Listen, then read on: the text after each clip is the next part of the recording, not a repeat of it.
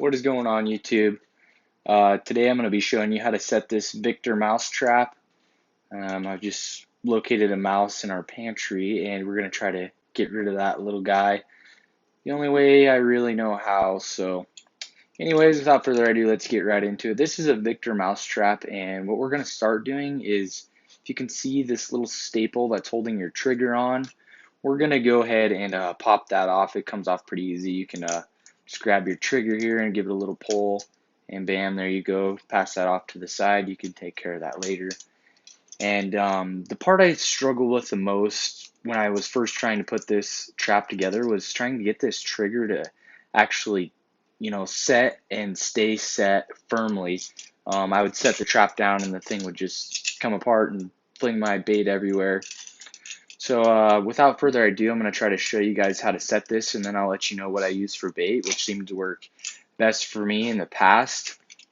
So what you're going to go ahead and do is pull this trigger back, get that out of the way, make sure it's kind of lined up so that it'll easily come over to the top. Sometimes it'll get side bound and kind of kink up on you a little bit and give you a hard time when you're trying to hold this spring back, which could cause, a finger snap. So anyways, we're going to pull this back and we are going to pull that trigger forward. And right here on the pan, there's a little slot for your trigger to set into, and keeping tension on the spring with my left hand to keep from snapping my fingers, I'm going to let go, and you can kind of easily let up on your left thumb to kind of tell if it's set or not, and I'm going to go ahead and release, and there's that. So that's how you would set your Victor trap. And before, in the past, I've had traps where I have had to, on the pan there, you see that little piece of copper that's sticking out. I just stuck a tip of a fork in there and it kind of pushed it out to give me, a little more tension on my pan. This is the pan here, this little copper piece.